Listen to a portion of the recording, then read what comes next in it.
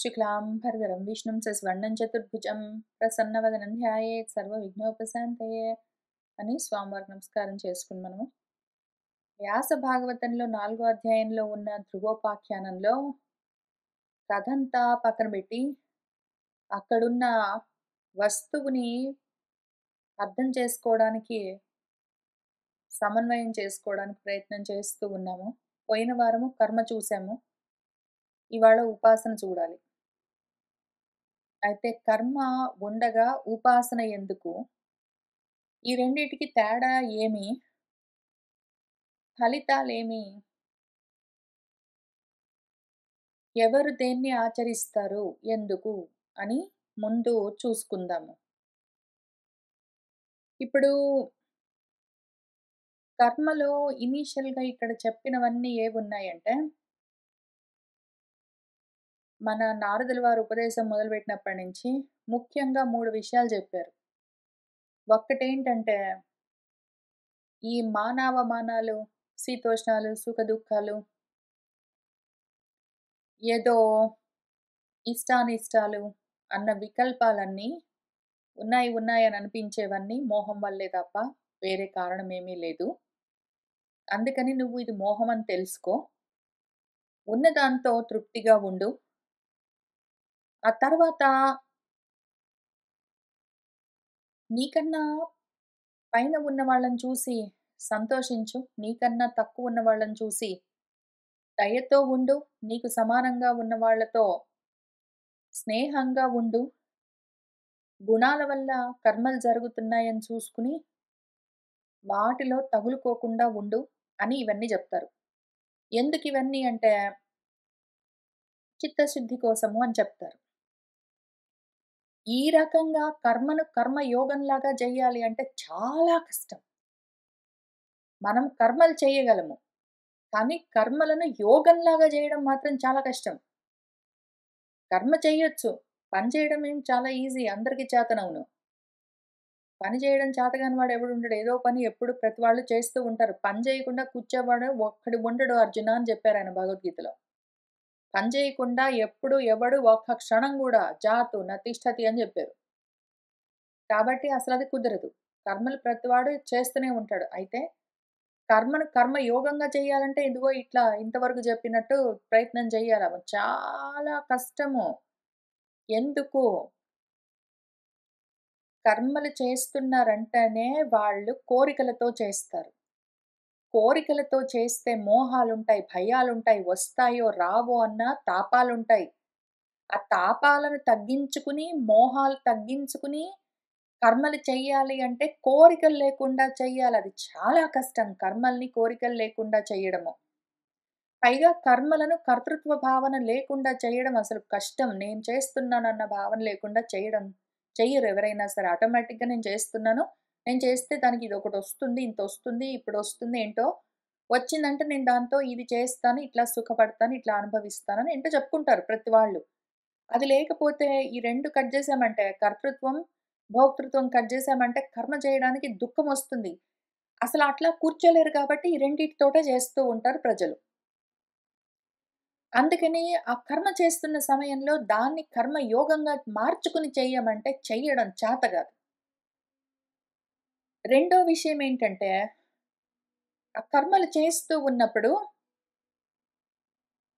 దానికి ఫలితం వస్తుందో రాదో అన్న మోహము, భయము ఎప్పుడూ వెన్నంటి ఉంటుంది. అందుకని దానికేదైనా మార్గం గావాలి. నేను కోరుకుంటున్న దాన్ని నేను సాధించుకోవడానికి మత్విదైహి నా వంటి వాళ్లకు ఏదైనా మార్గం ఉందా? ఏదైనా మార్గం ఉంటే చెప్తావా? ఏదైనా మార్గం ఉంటే చెప్తావా? నాకేదైనా మార్గం చూపిస్తావా? అని అడుగుతూ తిరుగుతూ ఉంటారు. ఎందుకు అంటే ప్రారబ్ధాన్ని నమ్మరు. వచ్చిందంతా ఏదైనా సరే ప్రారబ్ధం వల్ల వచ్చింది అనుకో నువ్వు.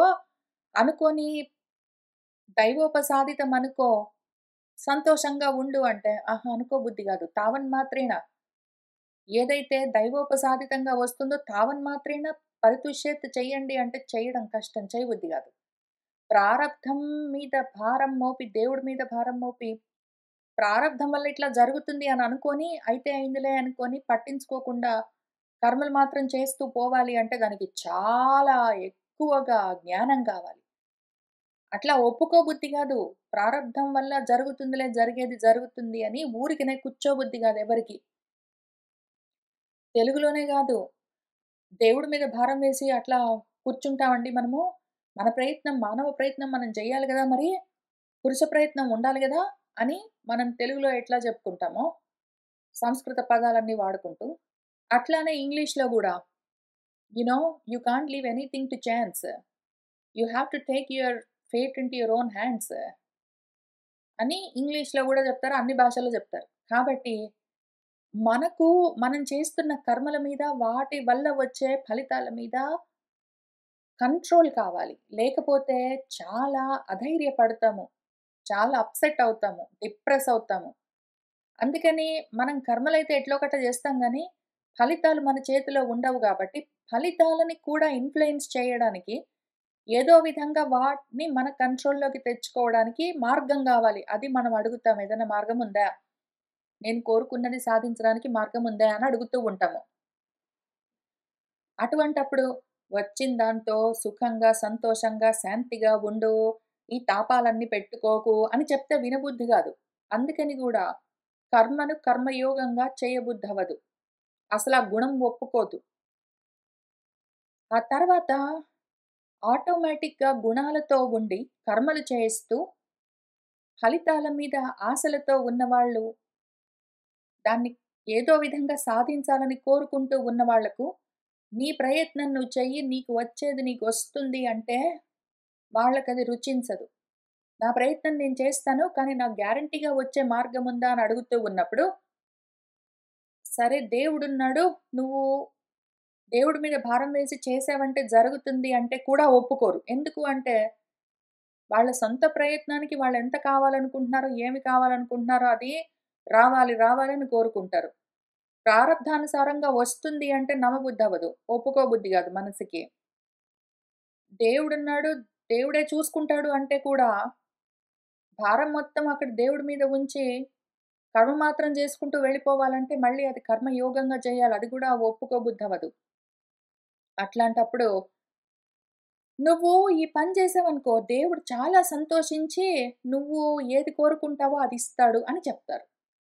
నువ్వు నిజంగా కష్టపడి ఎగ్జామ్ అయితే రాయి. నీకు నీ ప్రారబ్ధాన్ని బట్టి సీటొస్తుంది అని ఒకవేళ చెప్పారనుకోండి. ఇన్ని ఇఫ్స్ అండ్ బట్స్ ఉన్నాయక్కడ. ఒకవేళ వస్తే వస్తుంది, అయితే అవుతుంది అని ఇట్లాంటివన్నీ చెప్తే నచ్చదు. అందుకని నేనైతే నా శక్తి వంచన లేకుండా చదువుకొని ఎగ్జామ్ రాస్తాను. కానీ ప్రారబ్ధాన్ని, ఆ దైవాన్ని కూడా ఇన్‌ఫ్లుయెన్స్ చేయడం కోసం ఇంకేమైనా కర్మ చేయొచ్చా? ఎందుకు అంటే కర్మ నా చేతిలో ఉన్న విషయం అది. కర్మ నా కంట్రోల్‌లో ఉంటుంది. అటువంటి మనస్థితిలో ఉన్న వాళ్ళకి అవును ఉంది తప్పకుండా. నువ్వు దేవుడిని కూడా ఇన్‌ఫ్లుయెన్స్ చేయొచ్చు. నువ్వేం చెయ్యంటే, నువ్వు ఈ పూజ చేశావంటే, ఈ మంత్రం చదివావంటే, ఈ యాత్ర చేశావంటే, ఈ స్నానాలు చేశావంటే, ఈ జపాలు చేశావంటే, ఈ హోమాలు చేశావంటే, ఈ దానాలు చేశావంటే, అని ఏవో ఒకటి చెప్పి ఇవన్నీ చేశావంటే నువ్వు అనుకున్నది తప్పకుండా తీరుతుంది. నువ్వు చదువుకోరా, నువ్వు చదువుకొని నువ్వు ఎగ్జామ్ అయితే రాయి. నీకు సీటు రావాల్సి ఉంటే వస్తుంది అంటే, ఆహా! నువ్వు చదువుకుని ఎగ్జామ్ అయితే రాయి. అట్లనే ఈ మంత్రం గూడా చదువు. నువ్వు ఇన్ని సార్లు ఈ మంత్రాన్ని చదివావనుకో, దేవుడు చాలా సంతోషించి నువ్వు అనుకున్నది చేస్తాడు అంటే, అది మన కంట్రోల్‌లో ఉన్న విషయం గాబట్టి ఇంకా బయలుదేరుతారు చేయడానికి. ఈ రకంగా కర్మని కర్మయోగంగా చేయడానికి చేతగాని వాళ్ళందరికీ, కర్మని కర్మయోగంగా చేయడానికి ఒక మార్గంగా ఉపాసనని చెప్తారు. చెప్పి, చెప్పి, చెప్పి, చెప్పి, చెప్పి, చెప్పి ఆ ఉపాసన కూడా మళ్ళీ చివరికి ఇన్ని శ్లోకాలు ఇంత విస్తారంగా, ఇంత వివిధాలుగా చెప్పి మళ్ళీ చివరికి ఈ రకంగా నువ్వు చేశావనుకో, మళ్ళీ చివరికేమవుతుంది విరక్తుడివై, నియమితమైన ఇంద్రియాలతో ఉన్నవాడివై, ఇంద్రియారామత్వాన్ని వదిలిపెట్టి, ఎప్పుడూ ఏకాగ్ర చిత్తంతో అని మళ్ళీ మొదలుపెడతారు. మొదలుపెట్టడం గాదు. దీంతో పూర్తి చేస్తారు. వాళ్ళు పాపము నువ్వు ఈ మంత్రం చదివావనుకో, ఈ హోమం చేశావనుకో, ఈ యాగం చేశావనుకో, ఈ దానం చేశావనుకో, ఈ పూజలు చేశావనుకో, ఈ గుడి మెట్లెక్కావనుకో, ఈ స్నానాలు చేశావనుకో, ఇవన్నీ చెప్తే చేశావనుకో, చేశావని చేయొచ్చు. అవి మన చేతిలో ఉన్న విషయాలు. అవన్నీ చెప్తే మనము ఇన్వెస్ట్ అవ్వగానే అవన్నీ చెప్పి, చెప్పి అవన్నీ నువ్వు ఇట్లా చేశావనుకో అంటారు. ఇప్పుడు మనకిది చేయడం వచ్చు, చేసే ఉద్దేశం ఉన్నది, ఫలితం మీద ఆశ ఉన్నది. ఇట్లా చెయ్యాలి అంటే ప్రయత్నమైనా మొదలుపెడతాము. నెమ్మదిగా కర్మయోగంగా మార్చుకుంటూ చేయడమైనా మొదలుపెడతాము. అందుకని ఉపాసనగా చెప్తూ వస్తూ ఉంటారు మనకు మన పెద్దలు, మన గురువులు, మన వేదాలు, మన ఋషులు. కాబట్టి ఉపాసన అంత అవసరము. కర్మని డైరెక్ట్‌గా కర్మయోగంగా చేయడం తెలియకపోతే, కర్మని ముందు ఉపాసనగా, అక్కడి నుంచి యోగంగా మార్చుకునేందుకు అవకాశం ఈ విధంగా కల్పిస్తారు. ప్రతి వాళ్ళకి అవకాశం ఉండాలి మరి. మనసు వెంటనే కోరికలతో ఉన్నది, ఆశలతో ఉన్నది, తాపాలతో తల్లడిల్లుతున్నది, భయాలతో ఉంటుంది. దానికేవో కావాలన్న తీవ్రమైన వాంఛలుంటాయి అంటే, తీర్చుకునేందుకు మార్గం చూపిస్తే, వాటి ధ్యాసలో ఉండి, అవి చేస్తూ, చేస్తూ, చేస్తూ కనీసం ఆ ధ్యాస ధ్యానంగా, ఏకాగ్ర చిత్తంగా, యోగంగా మారేందుకు అవకాశం ఉంటుంది. ఇది గొప్ప అవకాశం. ఇది సదవకాశము. అటువంటి వాళ్ళకి కర్మయోగంగా చేయడానికి వాళ్ళకు ఆ చిత్తానికి యోగ్యత, అర్హత లేకపోతే వాళ్ళు అనధికారులైతే జ్ఞానానికి, అటువంటి వాళ్లకు అధికారాన్ని కల్పించడం కోసం వాళ్ళని పూర్తిగా అనధికారులుగా, జ్ఞానానికి అనధికారులుగా వాళ్ళని వదిలిపెట్టలేం కాబట్టి, కర్మాధికారులు మాత్రమే అయి ఉన్న వాళ్ళను ఇటువైపుకి తీసుకొని రావడం కోసము. అందుకనే మన భగవంతుడు రెండో అధ్యాయంలో, ఇంతవరకు నీకు సాంఖ్యయోగము తే అభిహిత. ఇంకిక్కడి నుంచి బుద్ధి యోగం చెప్తాను. ఇంక కూర్చో. యోగం చెప్తాను అని మొదలుపెట్టి, కర్మయోగం చెప్తూ ఉంటారు. అందులో ఆయన చెప్పడం మొదలుపెట్టగానే, కర్మణి ఏవ తే అధికారః అని చెప్తారు. నీకు కర్మాధికారం ఉన్నది గదా! కర్మలు చేసే అధికారం ఉన్నది. కాబట్టి నువ్వేం చేయొచ్చంటే చేసే కర్మను ఈ విధంగా చెయ్యి అని అందులో యోగం చెప్తారు. నువ్వు కూర్చో, ఆసనము, ప్రాణాయామము, ప్రత్యాహారము అని అవి గూడా జెప్తారు. ఆ తర్వాత ఉపాసన గూడా చెప్తారు. నువ్వు పూజలు చెయ్యి, యజ్ఞాలు చెయ్యి అని చెప్తారు. నువ్వు ఈ విధంగా ప్రతిదీ భగవదర్పణంగా చేస్తూ ఉండు అని చెప్తారు. అన్ని విధాలుగా, ఎన్ని రకాలుగా కర్మను యోగంగా చెయ్యొచ్చు అని చెప్తూ, చెప్తూ వస్తారు. ఎందుకు అంటే, ఆ కర్మలు మాత్రం పట్టుకుని కూర్చుంటారు. తాపాలతో ఉంటారు. మార్గం గావాలి, మార్గం గావాలి. ఏదో ఒక విధంగా నేను కోరుకుంది సాధించాలి. నువ్వు బాగా చదువుకున్నావు, ఎగ్జామ్ రాస్తే నీకు సీటు రావచ్చు ప్రారబ్ధం బాగుంటే. నువ్వు బాగా ప్రిపేర్ అయ్యావు, ఇంటర్వ్యూ బాగా చేసావు, రావచ్చు నీకా ఉద్యోగం ప్రారబ్ధం బాగుంటే అని చెప్తే ఎవరు వింటారు? వినబుద్ధి గాదు. బాధనిపిస్తుంది, ఏడుపొస్తుంది. కాబట్టి అటువంటి వాళ్ళకి నచ్చజెప్పి, వాళ్ళ మనసుకి శాంతి కలిగించే విధంగా మాట్లాడుతూ, వాళ్ళకి ఏదో ఒక మార్గోపదేశం చేయవలసిన బాధ్యత మన పెద్దలకున్నది, మన వేదాలకున్నది కాబట్టి ఉపాసన నుంచి మొదలుబెడతారు.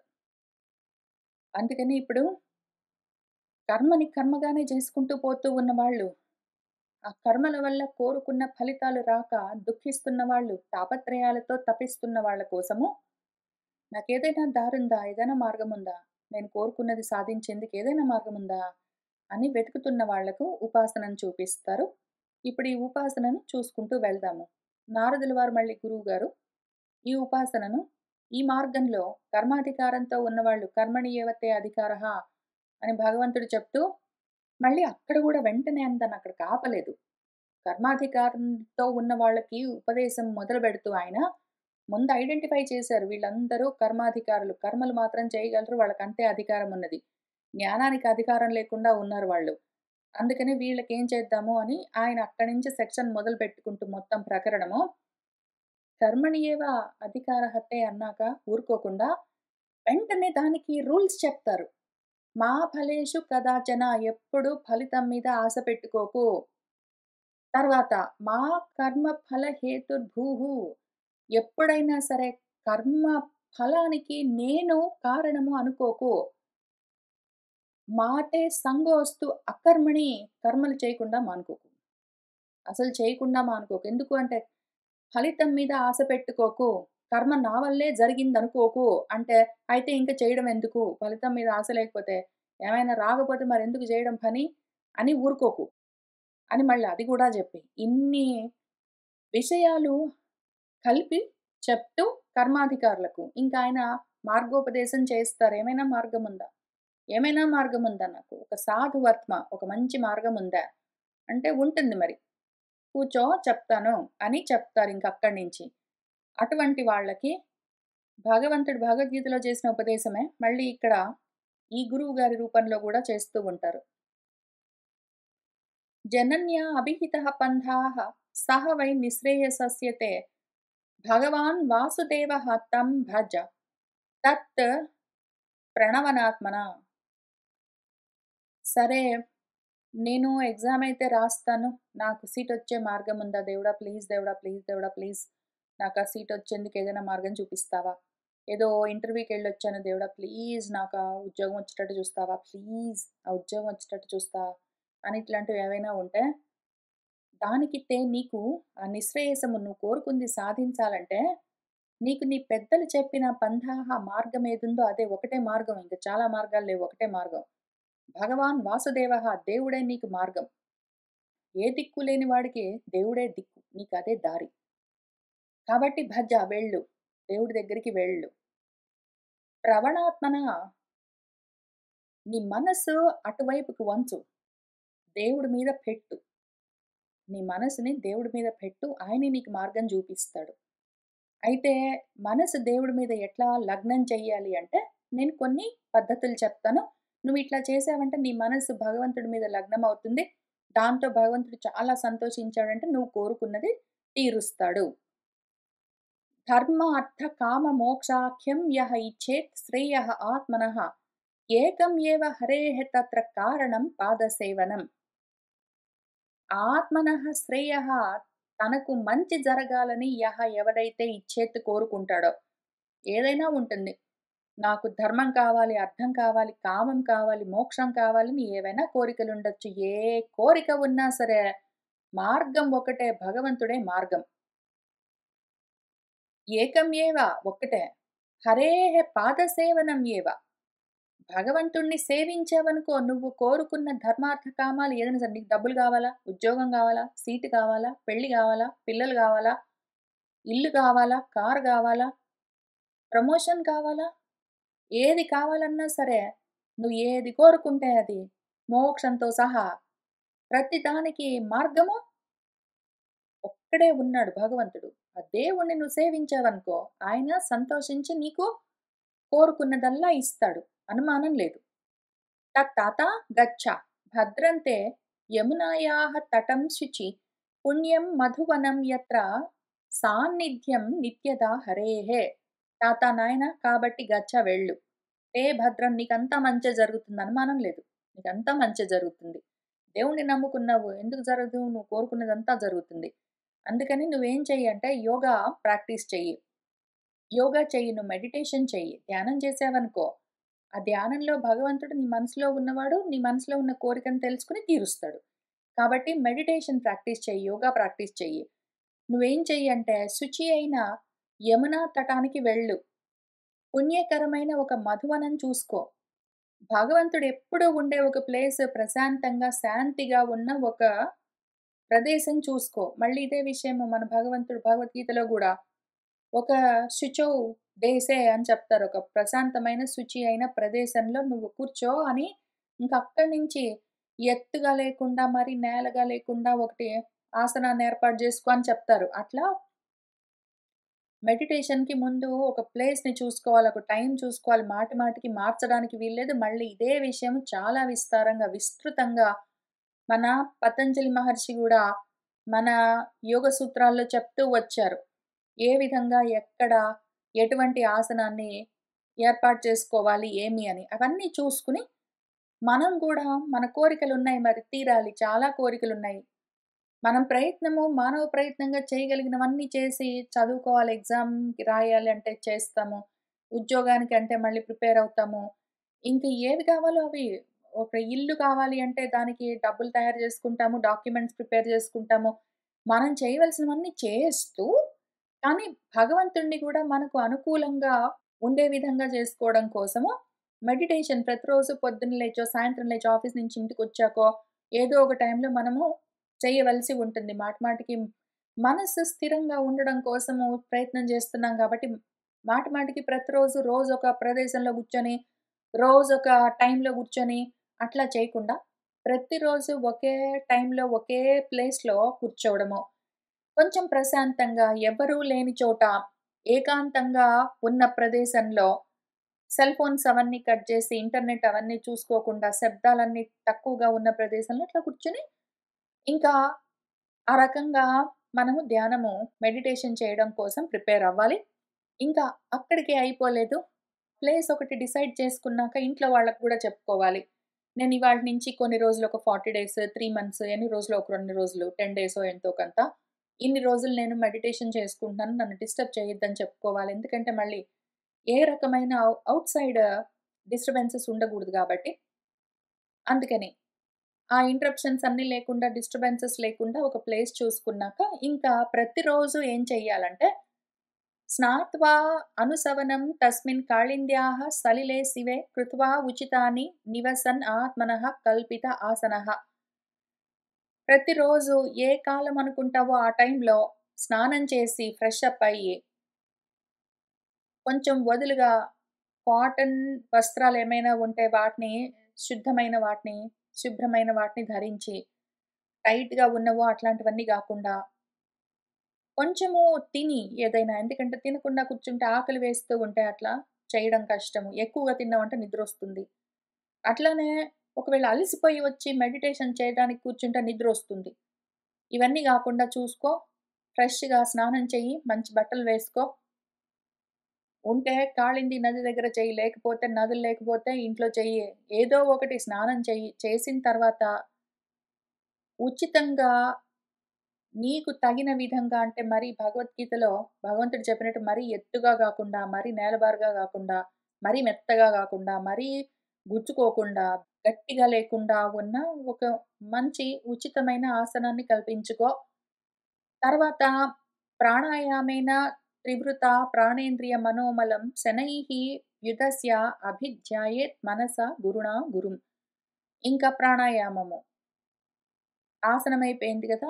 ఆసనం అయినాక యమ నియమాలయిపోయాక ఆసనము, ఆసనం అయ్యాక యమ నియమాలు తర్వాత సాధిద్దాం. వీళ్ళకి యమ నియమాలు అహింస, సత్యము, అస్థేయము, అపరిగ్రహము, బ్రహ్మచర్యము అని యమము మొదలైన నియమాలేవో ఉంటాయి. శుచి, శౌచము, తపస్సు, స్వాధ్యాయము అటువంటివన్నీ ఏవో నియమాలుంటాయి. ఇవన్నీ ఎంతో కొంత చేస్తూ ఈలోగా ఈ ఆసనం ఎందుకంటే యోగా అనగానే యోగా మ్యాట్ ఒకటి కొనుక్కొని ఏదో ఒక టైంలో యోగా కోసం పనికొచ్చే విధంగా బట్టలు కొనుక్కొని మన యోగా టీచర్స్ చూపిస్తూ ఉన్నవన్నీ చేస్తూ ఉంటారు. అవన్నీ చేయొచ్చు. ఆరోగ్యానికి చాలా బాగుంటుంది. అయితే అక్కడి నుంచే యోగా ప్రాక్టీస్ చేయడం అనగానే ఏదైనా ఒక మెత్తగా ఉన్న క్విల్ట్ లాంటిది చూసుకోవడం, ఈలోగా కొద్ది రోజులు సీరియస్‌గా చేస్తున్నాం అనగానే ఆరంభ శూరత్వం. పోయి ఫస్ట్ యోగా మ్యాట్ కొనుక్కొనే ఇంక స్టార్ట్ జేయడం గాదు. అంతకన్నా ముందు ఈ యోగా మ్యాట్ గొనుక్కో నువ్వు. మంచి మెత్తటి, తెల్లటి లెనిన్ కాటన్ వస్త్రాలు గొనుక్కో నువ్వేమైనా జేసుకో. కావాలంటే హెడ్ బ్యాండ్ గొనుక్కో. ఇంకా జుట్టు కొంచెం పెంచుకున్నావంటే మంచి క్రంచీ ఒకటి రబ్బర్ బ్యాండ్ గొనుక్కో. నువ్వు ఏదైనా చేసుకో గానీ, వీటికన్నా ముందు ఆ మ్యాట్ గొనుక్కునే కన్నా ముందు, వీటన్నిటికన్నా ఆసన జయం సాధించే కన్నా ముందు యమము, నియమము ఉన్నాయి. అక్కడి నుంచి స్టార్ట్ జేయాలి. యోగా అనగానే మధ్యలో నుంచి ముందున్న 2 వదిలిపెట్టి ఎక్కడో ఒక ప్లేస్ చూసుకొని ఇంకా ఆసనాలు వేసేద్దామని స్టార్ట్ చేయొద్దు. యోగా ప్రాక్టీస్ చేయాలి అంటే యమ నియమాల దగ్గర నుంచి చేయవలసి ఉంటుంది. సరే ఏదో ఒకటి ఇంతకి ఆసనాన్ని కల్పించుకున్నాక ప్రాణాయామం చేయాలి. ఎట్లా అంటే త్రివృత ప్రాణేంద్రియ మనోమలం ప్రాణాల్లో మన ఇంద్రియాల్లో ఉన్న, మన మనసులో ఉన్న మలినాలను మూడింటిని నియమిస్తూ ప్రాణాయామం చేస్తూ ఉండాలి. శనైః నెమ్మది నెమ్మదిగా మన ప్రాణవాయువుల్లో, మన ఇంద్రియాల్లో, మన మనస్సుల్లో ఉన్న మలినాలను శనైః వ్యుదస్య పక్కకు తొలగిస్తూ ఇంకా ధ్యానం చేయాలి. ఈ మనోమలాన్ని, ఇంద్రియ మలినాలను, ప్రాణమలాల్ని వీటిని వెనక్కి తిప్పడం అంటే ఏమి? ప్రాణాయామంతో వాటిని సాధించడం అంటే ఏమి? మెల్లగా మన ఇంద్రియాల్ని బయట తిరగడం మానేసి వెనక్కి తిప్పాలది ప్రత్యాహారం.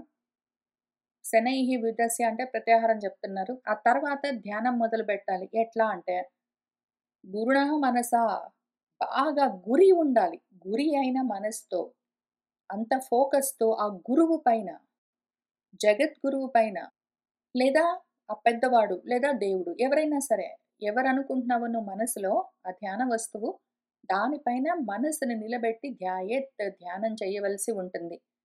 ఇది ధారణ. ఇంకా ధ్యానంలోకొద్దాము. ఇంకా ధ్యానం ఎట్లా చేయాలి? ధరించడం గురించి ఒక ధ్యాన వస్తువుని చెప్తున్నారిక్కడ.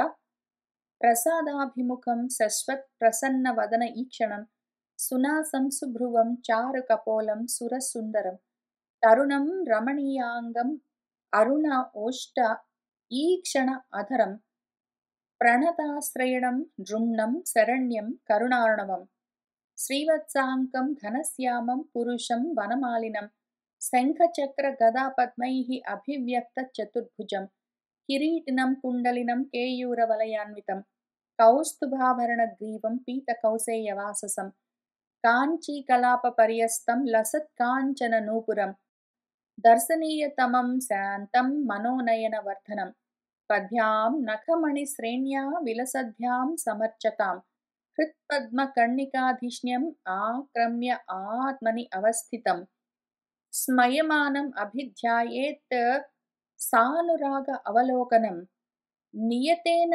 ఏకభూతేన మనసా వరదర్శభం. ధ్యాన వస్తువుని ఇక్కడ ఒక విధంగా మనకిస్తూ ఉన్నారు. తర్వాత ఒక మంత్రం గురించి కూడా చెప్తారు. ఆ తర్వాత పూజలెట్లా చేయాలి అని చెప్తారు.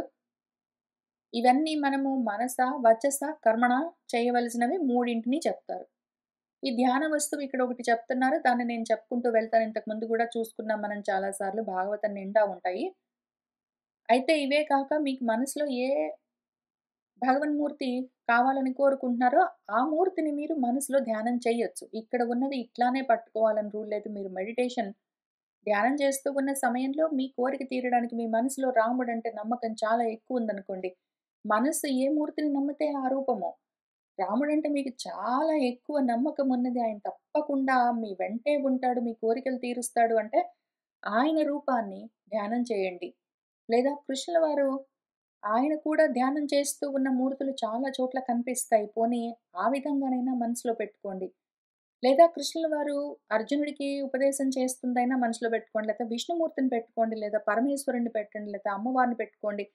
మీ ఇష్టము. మీ మనసు ఎవరికి ఎక్కువగా వెంటనే వెళ్లి తగులుకుంటుందో. ఎందుకు అంటే అందరికీ అన్ని దేవుళ్ళు ఇష్టం ఉన్నా గూడా ప్రధానంగా మనసు ఒకళ్ళంటే చాలా ఎక్కువగా సంతోషిస్తుంది. ఏ రూపానికి మనసు దగ్గరగా ఉంటుందో, ఏ రూపాన్ని చూసి వెంటనే తొందరగా లగ్నమవుతుందో, ఆ రూపాన్ని మీరు మనసులో ధ్యానం చేసుకోండి. ఒక్కటి అని ఏమి లేదు. మీ మనసు మీకు ముఖ్యము. అది నిలబడ్డం అత్యవసరము. దానికి కావాల్సింది మీరు చూపిస్తూ ఉండాలి.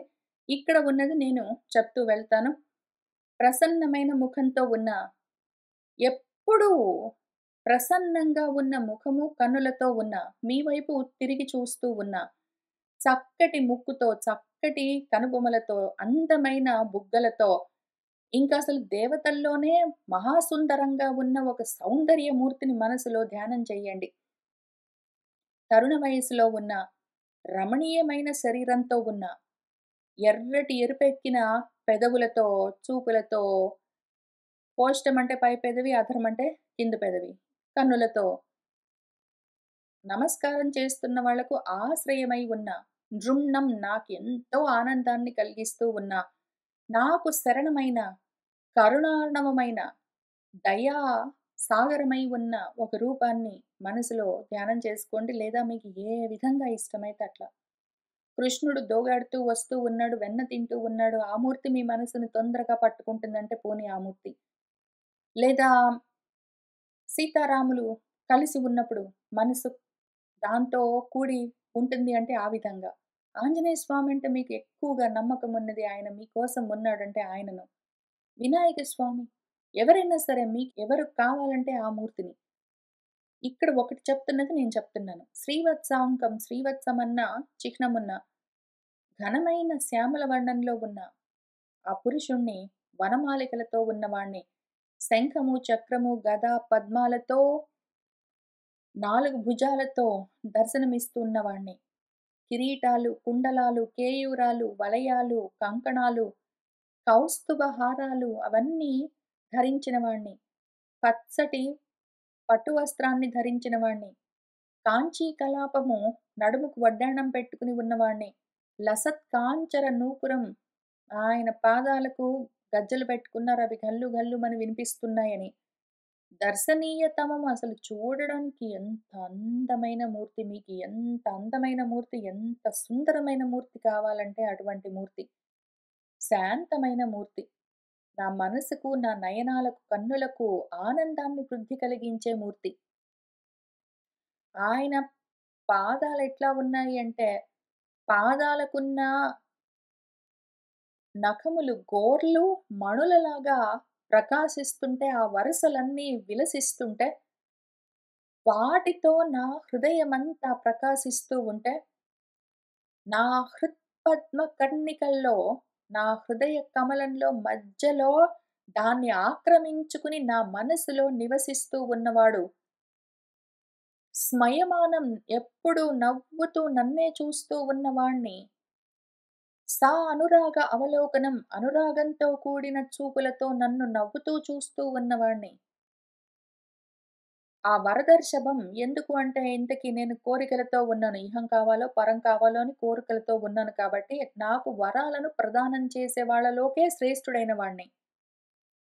నియతేన నియమంగా, ఏకభూతేన ఏకాగ్ర చిత్తంతో ఉన్న మనసుతో అభిధ్యాయేత్ బాగా సుదీర్ఘంగా ఆజ్యధారవత్ ధ్యానం చేయవలసి ఉంటుంది. ఈ విధంగా మెడిటేషన్ చేస్తూ ఉంటే, కొన్నాళ్ళు కంటిన్యూయస్‌గా ప్రాక్టీస్ చేస్తూ ఉంటే, ఏవం భగవతః రూపం సుభద్రం ధ్యాయతః మనః నిర్వృత్యా పరయా తూర్ణం సంపన్నం న నివర్తతే. ఏవం ఈ విధంగా భగవద్ రూపాన్ని మీరు ఏ రూపాన్ని మనసులో పెట్టుకుని నిరంతరము ప్రతిరోజు అదే సమయానికి అంతే సేపు, అంతే ఏకాగ్ర చిత్తంతో ధ్యానం చేస్తూ ఉన్నారు అంటే, అది సుభద్రకరమైన మూర్తి. మీలోని భయాలను ఏం జరుగుతుందో, వస్తుందో రాదో, అవుతుందో కాదో అన్న భయాలను తొలగిస్తూ ఉంటుంది.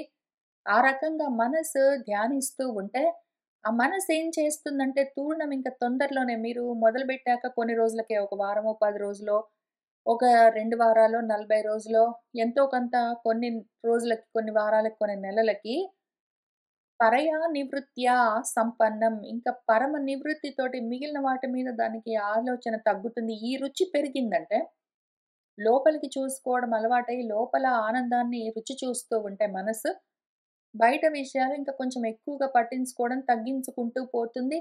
తర్వాత నెమ్మది నెమ్మదిగా ఈ మెడిటేషన్, ఈ ధ్యానం ఇట్లానే కంటిన్యూ చేస్తూ వెళ్లారంటే, ఇంక మొదలుపెట్టడం వచ్చిందా రాలేదా? వచ్చిందా రాలేదా? ధ్యానం ఇన్ని రోజుల నుంచి చేస్తున్నాను. భగవంతుని మెడిటేషన్, యోగా ఇన్ని రోజుల నుంచి యోగా ప్రాక్టీస్ చేస్తున్నాను. దేవుడిని ఇంత పూజ చేస్తున్నాను. అయినా గూడా మరి నేను అనుకున్నది రాలేదని కంగారు పడకుండా నెమ్మదిగా చేసుకుంటూ వెళ్తే, మనసు ఎప్పుడైతే అక్కడ లగ్నమవుతుందో ఇంక తర్వాత అది నివర్తతే వెనక్కి తిరగదు.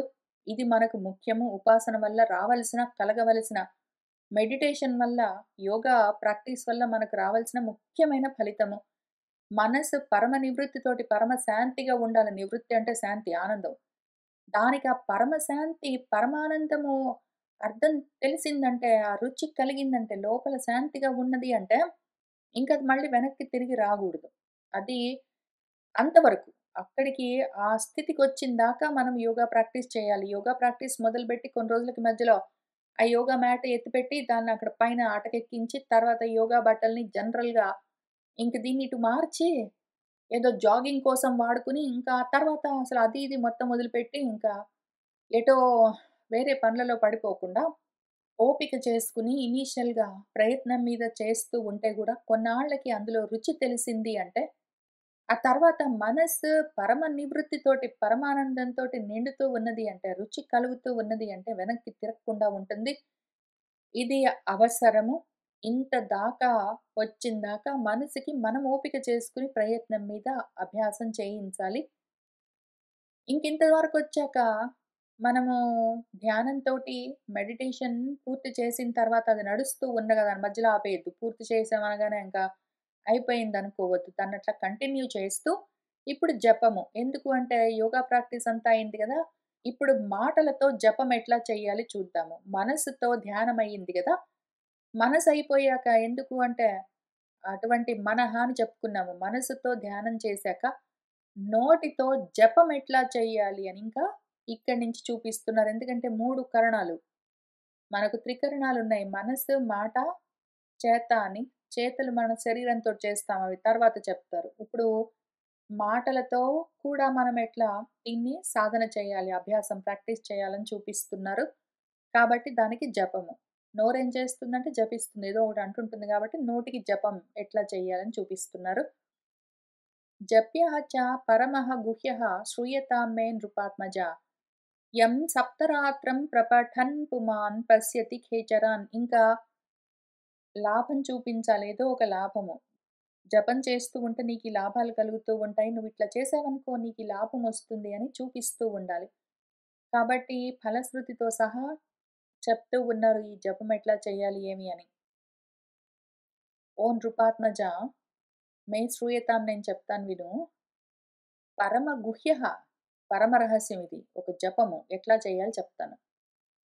ఏ జపమైతే నేను ఏ మంత్రం చెప్తానో దాన్ని నువ్వు సప్తరాత్రం ఒక 7 రోజులు చేశావనుకో, దాన్నట్లా ప్రపఠన్ బాగా జపించావంటే, అటువంటి వాడు ఖేచరాన్ పశ్యతి అసలు ఆకాశంలో తిరిగే దేవతలను గూడా చూడగలడు. సిద్ధులను, సాధ్యులను, ఋషులను అట్లాంటి వాళ్ళని గూడా చూడొచ్చు అని. ఇట్లాంటిది ఒకటి చెప్పారిక్కడ.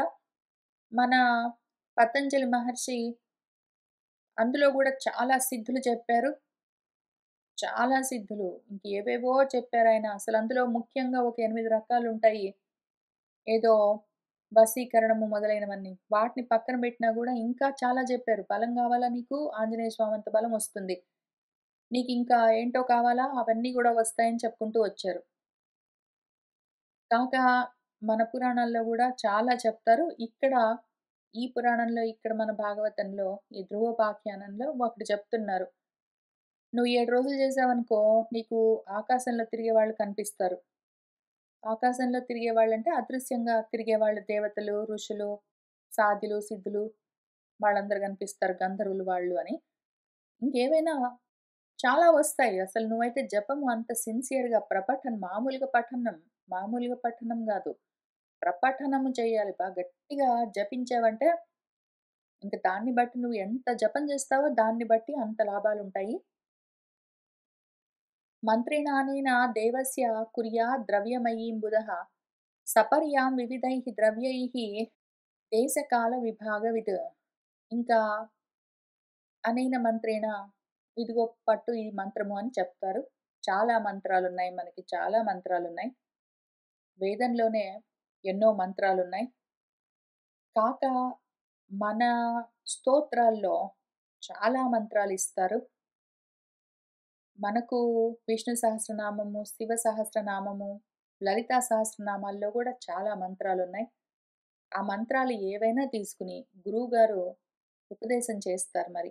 ఎందుకు అంటే మనం ఉపాసన మార్గంలో ఉన్నప్పుడు గురువులు ఉపదేశం చేస్తారు మంత్రోపదేశము.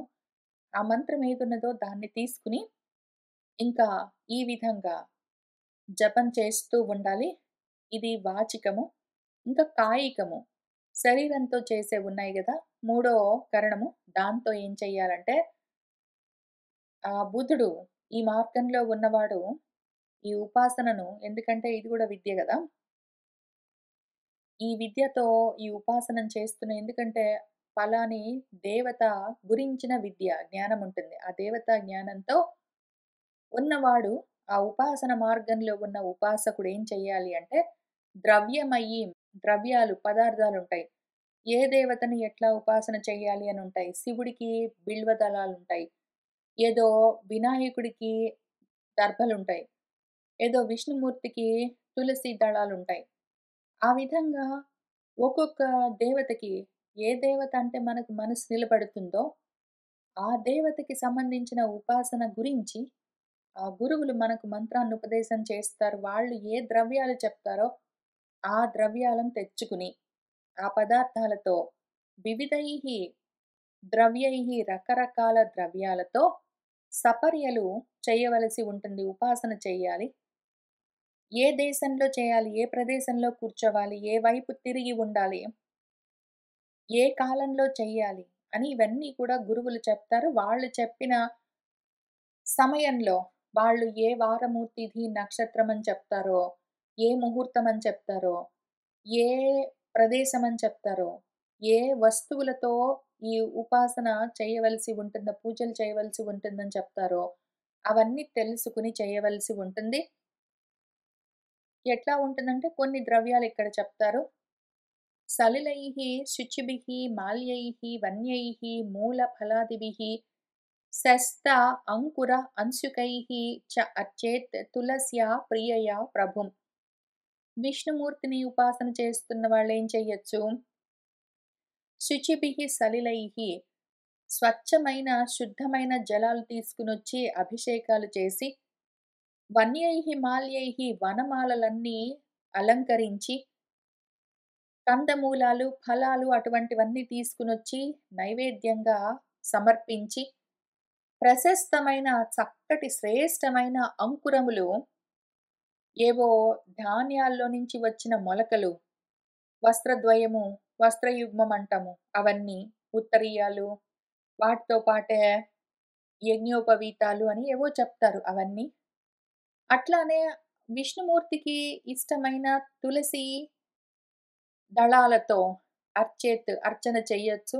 ఒకవేళ శివుణ్ణి అర్చించాలి అంటే అట్లానే శుద్ధమైన జలాలతో అభిషేకాలు చేసి, విభూతులతో అలంకారాలు చేసి, చక్కటి వస్త్రాలతో అలంకారం చేస్తూ, పళ్ళు, పూలు అవన్నీ సమర్పిస్తూ పూజలు చేయొచ్చు. అట్లా ఆ విధంగా ఉంటుంది. అమ్మవారికైతే అదే విధంగా చక్కటి శుద్ధ జలాలతో అభిషేకాలు చేసి, చక్కటి పట్టు వస్త్రాలన్నీ సమర్పించి, పూలమాలలు అవన్నీ, ఆభరణాలవన్నీ సమర్పించి, వాటితో పాటే కుంకుమలతో వాటితో పూజలు చెయ్యొచ్చు.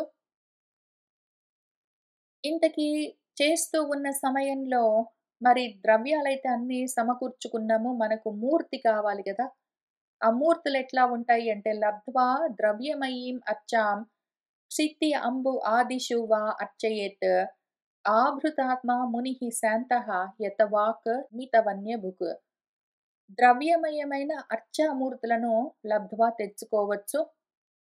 ఏవైనా సరే అమ్మవారి మూర్తినో, పటాన్నో, ఏదో విగ్రహాన్ని ఏదైనా సరే, విష్ణుమూర్తి విగ్రహాన్నో, లేదో పటాన్నో, లేదా శివలింగాన్నో, శివుడి పటాన్నో, లేదా ఏదైనా మూర్తినో, ఏదైనా సరే, ఏదైనా ఒక ద్రవ్యంతో కావాలంటే చెక్కతోటో, లేదా మట్టితోటో, లేకపోతే ఏదైనా ఒక రాతితోటో తయారు చేసిన మూర్తులను తయారు చేసుకోవచ్చు. ఆ తర్వాత లేదా క్షితి, అంబు, ఆదిషు నీటిలోనో, లేదా భూమిలోనో, లేదా ఆకాశంలో, చెట్లలో, వేటిలోనైనా అగ్నిలో, వీటన్నిటిలో గూడా భగవత్ స్వరూపం ఉన్నది అని ఆ విధంగానైనా సరే మనము అర్చన చేయొచ్చు. అయితే ఏవైనా మూర్తులు లేదా విగ్రహాలు లేదా చెట్టునైనా సరే పూజ చేయవచ్చు. ఏదో రావి చెట్టు విష్ణుమూర్తి స్వరూపం అంటారు. అట్లా ఏదో బిల్వ చెట్టు శివుడి స్వరూపం అంటారు. ఆ విధంగా మనకు వృక్షాల్లో కూడా భగవంతుడిని ఉపాసన చేసే పద్ధతి ఉన్నది. లేదా నీళ్ళు, పలాని నీళ్ళు విష్ణుమూర్తి స్వరూపము బిందు సరోవరము అని అట్లా చెప్తారు. మానస సరోవరం దగ్గరుంటే అది పరమేశ్వరుడి స్వరూపం అని చెప్తారు. అట్లా కూడా మనము నీళ్ళలో కూడా ఉపాసన చెయ్యొచ్చు. ఇంతకీ ఏది చేసినా సరే ఇప్పుడు 3 చెప్పుకున్నాము. ఒకటి మానసికంగా చేసేది ధ్యానము, మెడిటేషన్ చూసుకున్నాము. రెండోది వాచికంగా వాక్కులతో చేసేది జపము, మంత్రాలతో చేసేది చూసుకున్నాము. ఆ తర్వాత ఇప్పుడు కాయికంగా అసలు శరీరంతో, దేహంతో చేసే పూజలు చూసుకున్నాము.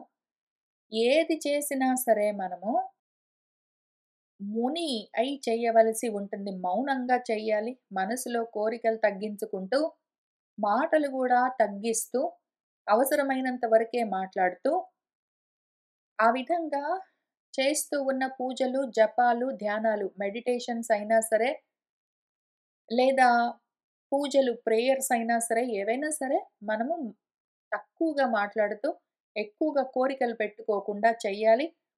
మన ఆత్మ మన వశంలో ఉండాలి. ఇంద్రియాలు మన కంట్రోల్‌లో ఉండాలి.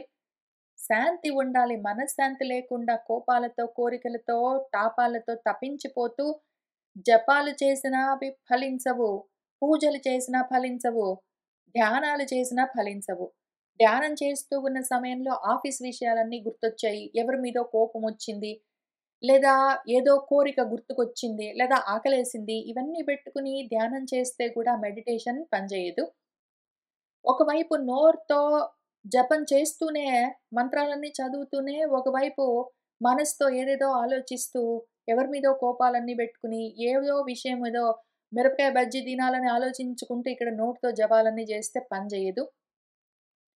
లేదా పూజలన్నీ చేస్తూ ఎదురుగా దేవుడి పటం పెట్టుకుంటాం, విగ్రహం పెట్టుకుంటాం, ఇంకేమైనా పెడతాం. అట్టహాసం అంతా ఉంటుంది. పువ్వులుంటాయి, పళ్ళుంటాయి, అవుంటాయి, ఇవుంటాయి గానీ మనసు మాత్రం అక్కడుండదు. ఇంకేంటో ఆలోచించుకుంటాము. మనసు శాంతిగా ఉండదు. ధుమధుమలాడుకుంటూ, విసుక్కుంటూ, కోపాలన్నీ తెచ్చుకుంటూ చేస్తాం. ఇవన్నీ చేస్తే ఆ చేసేవి ఫలించవు. కాబట్టి శాంతిగా చేయడం అత్యవసరము. మౌనంగా చెయ్యాలి. ఇంద్రియాలు మన వశంలో ఉండాలి. వాక్ ఎక్కువగా మాట్లాడగూడదు. మిత వన్య బుక్ మితంగా భోజనం కూడా వన్యములు అంటే పళ్ళో, కాయలో అటువంటివేవైనా ఉంటే అటువంటివి తినాలి గానీ, మిరపకాయ బజ్జీలన్నీ తినొచ్చి కూర్చొని నేను మెడిటేషన్ చేస్తాను. లేకపోతే పులిహోరలన్నీ తయారు చేసుకొని అక్కడ పెట్టుకొని, ఇంకా హడావిడిగా పూజ కాగానే వెళ్ళి ఆ పులిహోర, పాయసం అవన్నీ తింటాను. ఇవన్నీ అనుకుంటూ చేస్తే ఆ పూజ ఫలించదు, మెడిటేషన్ ఫలించదు, జపం ఫలించదు. ఇవన్నీ నిజంగా చేస్తారా అని చెప్పట్లేదు. చెయ్యరా అని గూడా చెప్పట్లేదు. ఎగ్జాంపుల్స్ చెప్తున్నాను. మితంగా తినాలి, మితంగా మాట్లాడాలి, శాంతిగా ఉండాలి, మౌనంగా ఉండాలి. ఇంద్రియాలు అక్కడక్కడ తిరగకుండా వాటిని కంట్రోల్ చేయాలి. ఇవన్నీ చేస్తూ నువ్వు ఒకవేళ దేవుడికి పూజలు చేసినా, మంత్రాలు చదివినా, జపాలు చేసినా, నువ్వు ధ్యానాలు చేసినా అవి ఫలిస్తాయి. ఇవి ఈ విధంగా ఇన్ని ఉండాలి అని చెప్తున్నారు. మళ్ళీ మనం వెనక్కి వెళ్దాము. అసలు కారణము. ఎందుకు ఉపాసన చెయ్యమని చెప్తారు? ఎందుకు ఈ విధంగా పూజలు చెయ్యి, జపాలు చెయ్యి, ధ్యానాలు చెయ్యి అని ఎందుకు చెప్తారు అంటే, వాడు కర్మకు అధికారి పాపము. వాడికింకా జ్ఞానానికి అధికారం లేదు. మనసు కూర్చోదు. కోరికలతో ఉంటుంది. ఏదైనా మార్గం ఉంటే చెప్పండి గురుగారు. ఏమైనా దారుందా నాకు? ఏదైనా మార్గం ఉంటే ఏదన్నా అవకాశం ఉంటే చెప్పండి అని అడుగుతూ ఉంటారు కాబట్టి, వాళ్ళకి చెప్తూనే ఇట్లా చెయ్యాలి. నువ్వు చేసే ధ్యానమైనా, పూజైనా, జపమైనా ఏదైనా సరే ఇవేవి లేకుండా మనస్సు నీ మాట వినదు. శాంతిగా ఉండదు. నీ ఇంద్రియాలు నీ కంట్రోల్‌లో ఉండవు. చేతులేవో చేస్తూనే ఉంటాయి పనులు. కాళ్ళెక్కడికో వెళ్తూనే ఉంటాయి. ఒక్క నిమిషం కాలు కదలకుండా కూర్చోవడం అన్నది రాదు.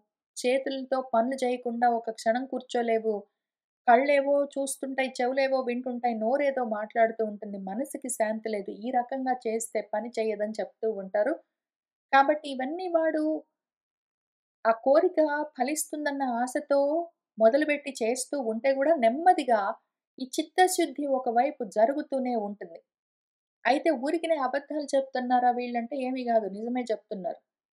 మన వేదాలెందుకు అబద్ధం చెప్తాయి? భగవంతుడెందుకు చెప్తాడు? పురాణాలెందుకు అబద్ధం చెప్తాయని నిజమే చెప్తున్నాయి. నువ్వు నిజంగా ధ్యానమైన, జపమైన, పూజలైనా సరే ఈ నియమాలతో చేసావంటే తప్పకుండా ఫలిస్తాయి అనుమానం లేదు. ఈలోగా నీకు ఇంత లాభం కలుగుతుంది. ఇదసలు ఎంత గొప్ప విషయమో. నువ్వు కర్మాధికారంలో నుంచి జ్ఞానాధికారివవుతావు.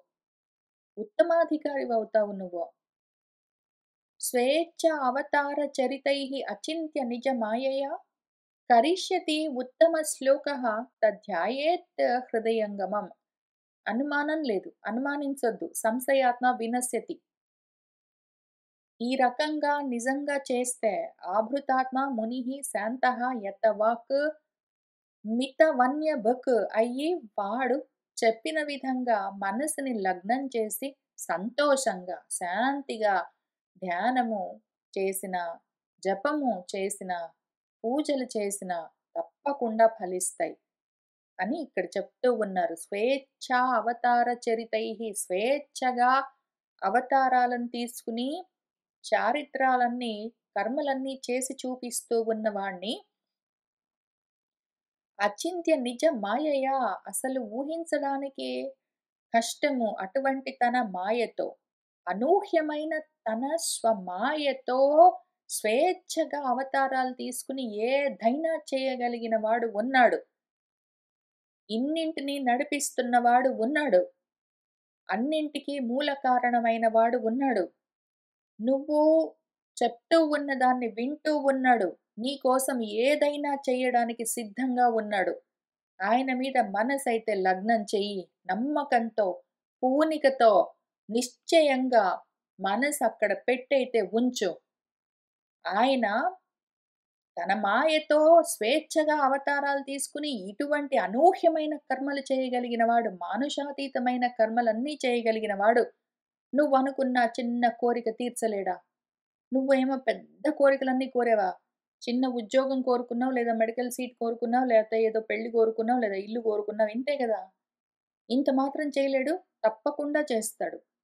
ఆయన కరిష్యతి అనుమానం లేదు. ఆ ఉత్తమ శ్లోకుడు. అందరూ ఈయన గురించే చెప్పుకుంటారు. ఎందుకు? ఆ విధంగా చేస్తాడు కాబట్టి. అటువంటి వాడిని నువ్వు ధ్యానం చెయ్యి. ఇంతకీ ఎక్కడున్నాడు? ఎక్కడో లేడు. హృదయంగమం నీ మనసులోనే ఉన్నాడు. కాబట్టి నీ మనసులో ఉన్న కోరికను కరిష్యతి చేస్తాడు. ఆయనని నువ్వు ధ్యానం చెయ్యి. ఎట్లా చెయ్యి అంటే ఆభృతాత్మ మునిః శాంతః యతవాక్ మితవన్యభుక్కై చెయ్యి. ఆయన నీ హృదయంగమాన్ని కరిష్యతి చేస్తాడు. అనుమానం లేదు. పరిచర్య భగవతః యావత్యః పూర్వసేవితాః తాః మంత్రహృదయేన ఏవ ప్రయుంజ్యాత్ మంత్రమూర్తయే. ఆ భగవంతుడికి పరిచర్యలు ఎట్లా చెయ్యాలి అని ఒకవేళ నీకు అనుమానమొస్తే, పూర్వసేవితాః యావత్యః ఇంతకుముందు పూర్వీకులు నీ పెద్దవాళ్ళు చేస్తూ ఉన్నారు గదా! నువ్వు కొత్తగా మళ్ళీ రకరకాల పూజలన్నీ కల్పించుకొని చేయవలసిన పని లేదు. చేస్తే చెయ్యి నీ ఇష్టం. లేదా నీ పెద్దలున్నారు. అమ్మో, నాన్నో, తాతగారో, గురువులో ఎవరైనా సరే వాళ్ళు చేసి చూపిస్తారు. వాళ్ళు చేసి ఉన్నారు. ఆ విధంగా ఏమేమి ఉన్నాయో, ఏ వస్తువులు తీసుకొనొచ్చి, ఏ విధంగా నైవేద్యాలు తయారు చేసి, ఏ విధంగా ద్రవ్యాలన్నీ తీసుకొని వచ్చి, మూర్తులన్నింటిని ఏర్పాటు చేసుకొని, ఏ విధంగా వాళ్ళు శుచి అయ్యి, ఎటువంటి మంత్రాలతో, పూజలతో, క్రియలతో చేస్తూ ఉన్నారో అవి చూడు. వాటితో అదే విధంగా పరిచర్యలు చేస్తూ ఉండు. ఎవరికి? ఆ మంత్రమూర్తిని పెట్టుకో. మంత్రహృదయేన ఏవ. నువ్వు ఏవి చేసినా సరే, దేహంతో చేసే క్రియలన్నీ ఏదో విధంగా కాదు. మళ్ళీ వీటిని వేరు వేరుగా సెపరేట్‌గా కాదు. ధ్యానం చేయంటే మెడిటేషన్ వేరేది చేస్తాను. చెవుల్లో ఏదో పాడ్‌కాస్ట్‌లన్నీ వినుకుంటూ మెడిటేషన్ చేస్తాను. జపాలు చేసుకుంటూ పూజలు పక్కన పెట్టేస్తాను. పూజలు చేస్తూ జపము లేదు, మంత్ర జపాలు చెయ్యను, ధ్యానం చెయ్యను, ఊరికనే పూజ చేస్తానని ఇట్లా కాదు. అన్నీ కలుపుకొని చెయ్యి.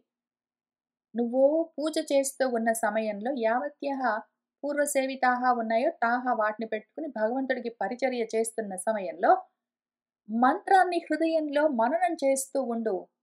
నీ గురువులు నీకే మంత్రం ఇచ్చారో, నువ్వు ఏ మంత్రాన్ని జపిస్తూ ఉన్నావో ఆ మంత్ర జపం చేస్తూ మనసులో ఆ మంత్రమూర్తి ఎవరున్నారో, ఆ మంత్రాన్ని ఇస్తున్న సమయంలో మంత్రమూర్తిని వర్ణించి ఇస్తారు. ముందు ఒక ధ్యాన శ్లోకం ఇస్తారు మనకు తప్పకుండా. మనకు లలితా సహస్రానికైనా ఇస్తారు కొన్ని ధ్యాన శ్లోకాలు, మనకు విష్ణు సహస్రానికైనా ఇస్తారు, భగవద్గీతకైనా ధ్యాన శ్లోకాలిస్తారు. దేనికైనా సరే, శ్రీ సూక్తానికి దేనికైనా సరే ముందు మనకు ధ్యాన శ్లోకాలిస్తారు. ఎందుకంటే, ఆ ధ్యాన శ్లోకంలో ధ్యానమూర్తిని వర్ణిస్తారు. ఆ విధంగా మంత్రమూర్తి ఎవరున్నారో, ఆ మంత్రమూర్తిని మనసులో ధ్యానిస్తూ, ఆ జపం చేస్తూ, ఆ పూజలు చేయాలి. ఆ రకంగా ప్రయుంజ్యాత్ చేయవలసి ఉంటుంది. ఉపయోగించాలి. ఆ విధంగా మంత్రాలను పూజలకు ఆ విధంగా ఉపయోగించాలి. ఆ ధ్యాన శ్లోకాలిచ్చినప్పుడు ధ్యానమూర్తిని వర్ణించి చెప్పి ఇస్తారు. దాన్ని ఆ విధంగా మనసులో పెట్టుకొని పూజలు చేస్తూ ఉండాలి. అదే సమయంలో పూజ చేస్తున్న సమయంలో ధ్యానం చేస్తూ జపిస్తూ ఉండాలి మంత్రాన్ని. ఏవం ఈ విధంగా కాయేన శరీరంతో పూజ చేస్తూ, అదే సమయంలో మనసులో ఎవరికి పూజ చేస్తున్నామో వాళ్ళని ధ్యానిస్తూ, ఆ మూర్తిని ధ్యానం చేస్తూ, అదే సమయంలో నోటితో ఆ మూర్తి గురించి మనకిచ్చిన మంత్రాలను చదువుతూ, మనము ఈ 3 కలుపుకుని ఉపయోగించవలసి ఉంటుంది. ప్రయోగించవలసి ఉంటుంది. చెయ్యాలి ఆ విధంగా. అప్పుడేమవుతుందంటే, మనోగతం మనసులోనే ఉన్న ఆ భగవంతుడు మనసులో ఉన్న కోరికలను తెలుసుకుని, పరిచర్యమాణః ఈ విధంగా పరిచర్యలు మనము చేస్తూ ఉంటే వాటిని పుచ్చుకుని, పరిగ్రహించి, ఆ భగవంతుడు భక్తిమత్ పరిచర్యయ ఎంతో సంతోషించిన వాడై పుంసాం అమాయినాం సమ్యక్ భజతాం భావవర్ధనః శ్రేయః దిశతి అభిమతం యద్ధర్మాదిషు దేహినాం.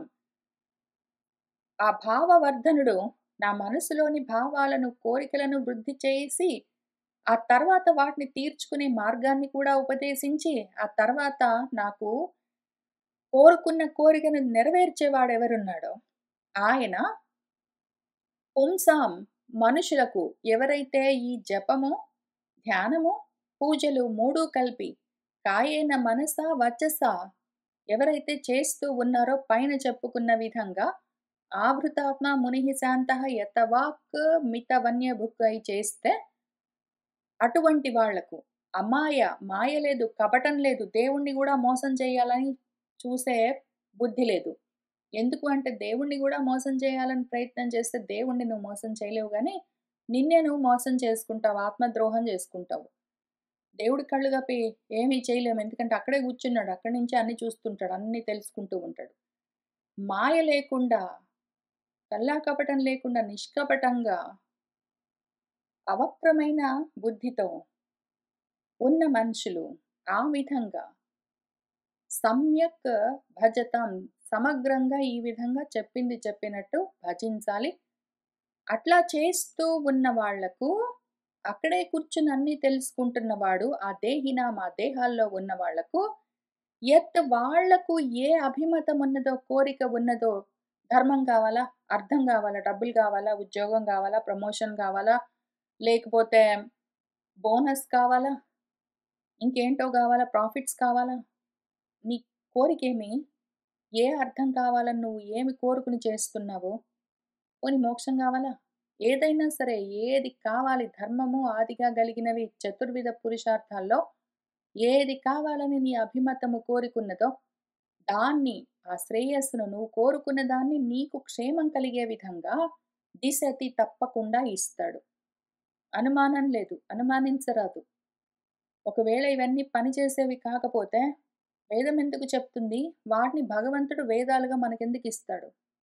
మనకిన్ని మంత్రాలు ఎందుకుంటాయి? ఇంతమంది పెద్దలు, గురువులు ఎందుకు మనకు ఉపదేశం చేస్తున్నారు?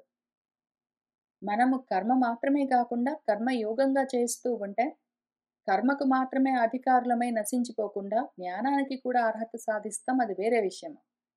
ఈలోగా మనం కోరుకున్న కోరికలు తప్పకుండా నెరవేరుతాయి.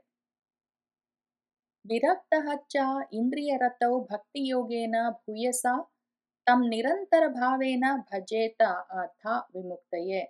ఇంతవరకు వచ్చాక ధర్మార్థ కామాల వరకు నువ్వు సాధించిన తర్వాత విముక్తి కోసం, మోక్షం కోసం కూడా ప్రయత్నం చేసుకో. అది కూడా కలుగుతుంది నీకు. ఈ విధంగా కోరికలు తీరగా తీరగా తీరగా ఎన్ని కోరికలు ఉంటాయి, ఎన్నుంటాయి, ఎంతకాలం ఉంటాయి. ఎప్పుడో ఒకప్పుడు ఈ విధంగా అంత నిష్కల్మషమైన చిత్తంతో, ఎందుకు అంటే అమాయగా, మాయామర్మం లేకుండా నువ్వు నిష్కల్మషంగా ఒకవేళ చిత్తశుద్ధితో సాధన చేస్తూ ఉంటే అది మళ్ళీ చిత్తశుద్ధికి మార్గమై, దాంతో నీకు ఏం కలుగుతుంది? గొప్ప శ్రేయస్సు కలుగుతుంది, విరక్తి కలుగుతుంది, వైరాగ్యం కలుగుతుంది. ఆ వైరాగ్యంతో ఇంద్రియ రతి తొలగుతుంది. ఇంద్రియాలతో రమించడం అన్న స్థితి లో నుంచి విరక్తుడివై, ఇంద్రియాలతో రమించడం నుంచి పక్కకు తొలగి, భూయసా భక్తి యోగేన గొప్ప భక్తి యోగం కలిగి, దాంతో నిరంతరమైన భావం, ఇంక భగవంతుడికి నీకు భేదము లేదు అన్నంత దగ్గరగా ఉంటావు. ఆ విధంగా నువ్వు ఒకవేళ ప్రయత్నం చేస్తే బాగుంటుంది. ఎందుకంటే విముక్తయే, ముక్తి కలుగుతుంది. నిరంతర భావం, ఇంక అంతరాయం లేదు నీకు భగవంతుడికి. నువ్వు ఏ భగవంతుణ్ణి అంత నమ్మకంతో, పూనికతో, అన్నాళ్ళు అంత శ్రద్ధతో ధ్యానం చేస్తూ, పూజలు చేస్తూ, జపిస్తూ వచ్చావో త్రికరణాలతో, అటువంటి వాడు ఇంకెక్కడో లేడు. అది నీకు అత్యంత సమీపంగా ఉన్నాడు. నీకు ఆయనకి భేదం లేదు, మధ్యలో అంతరం లేదని తెలుస్తుంది. అది ముక్తి మార్గము. అందుకని అందుకని శుద్ధమైన చిత్తంతో నిజంగా భజేత, భజించు, అది పొందు, అది చేరు. ఎంత గొప్ప అవకాశం, ఎంత గొప్ప అవకాశము. మళ్ళీ భగవంతుడు కర్మణ్యేవ అధికారహత్తే అని ఇంక కూర్చొని చెప్పవలసిన వీలు లేకుండా లేదండి గురువుగారు, నేను అక్కడి నుంచి లేచి, ఇటువైపు నుంచి అసురుల లైన్‌లో నుంచి లేచి వెళ్ళి, దేవతల లైన్‌లో కూర్చుంటానండి. నాకు ఈ మాయ, ఈ మోహము, ఈ కోరికల పరంపరలతో ఉన్న ఈ మత్తెక్కించే, ప్రమత్తతలో ఉంచే మద్యపానం వద్దండి. నేను అటు వెళ్లి కూర్చుంటాను, నాకు అమృతం పంచండి అని మనమే అడిగే స్థితికి వస్తాము. ఎంతకాలం కూర్చుంటామిక్కడ ఈ లైన్‌లో? ఎప్పుడో ఒకప్పుడు దేవతల్లాగా అటు సైడు ఆ లైన్‌లో కూర్చొని అమృతాన్ని పానం చెయ్యొద్దు. అందుకోసం భజేత, భజించవలసి ఉంటుంది. ఇతి యుక్తః తం పరిక్రమ్య ప్రణమ్య చ నృపార్భకః యయౌ మధువనం పుణ్యం హరేః చరణచర్చితం, ఇంక ఈ విధంగా విని, ఇక్కడ ఈ శిష్యుడు ఆ పనిలో పడ్డాడు, వెళ్ళాడు, బయలుదేరాడు. యమ నియమ ఆసన ప్రాణాయామ ప్రత్యాహార ధారణ ధ్యాన సమాధులతో, జపాలతో, పూజలతో చెప్పిన విధంగా ఈ ఉపదేశాన్ని అంతే శ్రద్ధతో ఉపాసనగా అనుష్ఠానం చేయడం కోసం బయలుదేరి వెళ్తూ ఉన్నాడు. అట్లానే మనం కూడా సాధన చేసుకుంటూ ముందుకు వెళ్దాము. దీంతో ఈ కర్మోపాసనలతో వాటి అనుష్ఠానంతో ఏం జరుగుతుంది ఏమి అని మనం మళ్ళీ వచ్చే వారం కలిసి కూర్చొని చదువుకుంటూ ముందుకు వెళ్దాం. ఇవాల్టికి ఇక్కడికి ఆపుతున్నాను. సర్వం శ్రీకృష్ణ పరబ్రహ్మ పాదారవిందార్పణమస్తు.